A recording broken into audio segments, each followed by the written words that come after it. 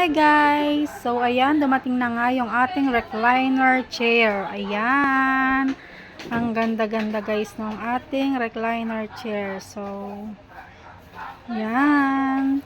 Salamat. Thank you so much po sa nagbigay. God bless you and I love you. Thank you, thank you. Ayan, feeling mayaman si Mami Fe. O, diba? Thank you so much po sa nagbigay. So, ayan siya wow! Salap buhay! Paupo-upo lang. So, ayan guys. Pwede rin siyang gawing bed guys. Iusog lang yung chair na yan.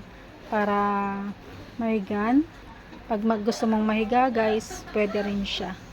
So, ayan. Meron tayong model guys. Ayan.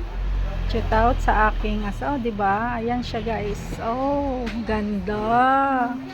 So, yan. Thank you ulit sa nagbigay. God bless you. I love you.